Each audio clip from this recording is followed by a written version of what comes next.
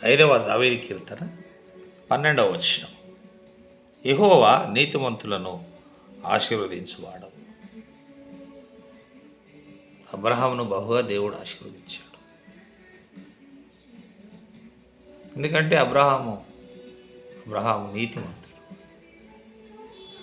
మరి కీర్తనకారుడు రాస్తున్నాడు. కీర్తనకారుడు ఏమంటున్నాడంటే, మరి నీవు నీతిమంతులను ఆశీర్వదించువాడు. యెహోవా నీతిమంతులను ఆశీర్వదించువాడు. నీవే కేడెముతో కప్పినట్లు వారిని దయతో కప్పెదవు. కేడెముతో ఎలాగైతే సైనికుడు కప్పబడతాడు, సంరక్షక ఆయుధము కేడెమును ఒక సైనికుడు ఎలా ధరిస్తాడో యుద్ధ సమయంలో, మరి శత్రువు నుంచి ఆయన కాపాడబడాలి అంటే మరి ఆయన కేడెము ధరించేవాడిగా ఉంటాడు.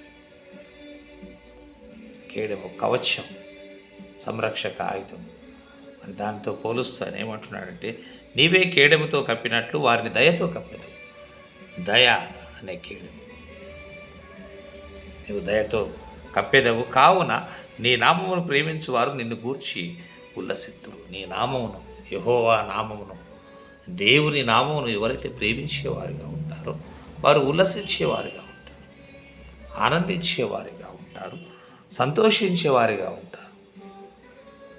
ఉల్లసించి ఆనందించి దేవుని స్తుతించేవారిగా ఉంటారు, దేవుని మయపరిచేవారిగా ఉంటారు, దేవుని నామమును కీర్తించేవారిగా ఉంటారు. ఎవరంటే మరి నీ నామమును ప్రేమించువారు అంటున్నాడు.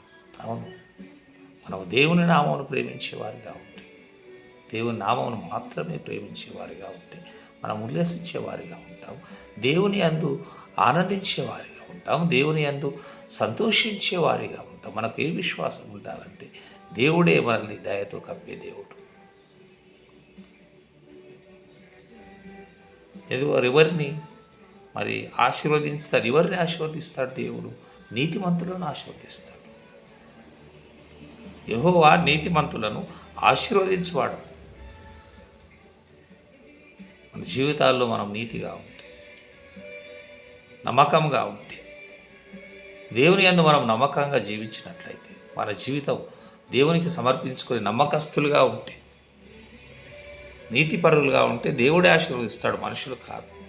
మనుషుల ఆశీర్వాదాల కొరకు మనం వెయిట్ చేయకూడదు. ఇంకా మనుషుల ఆశీర్వాదాల కొరకు వెయిట్ చేస్తుంటారు. మనుషుల ఆశీర్వాదాల కొరకు ఎదురు చూస్తుంటారు. మన తల మీద చేయబెట్టి ప్రార్థన చేయాలి, మన తల మీద చేయబెడితే మనం అనుకుంటాం. కానీ భక్తుడు అంటున్నాడు, నీవే ఆశీర్వదించువాడు. ఎవరిని ఆశీర్వదించువాడో నీతిమంతులను నువ్వు ఫస్ట్ నీతిగా ఉండు, దేవుడే నిన్ను ఆశీర్వదిస్తాడు. కేడెంతో కప్పినట్లు దయతో దేవుడు కప్పే దేవుడుగా ఉంటాడు. అప్పుడు మనమందరం ఆయన ఉల్లసించి ఆనందించేవారిగా ఉంటాం.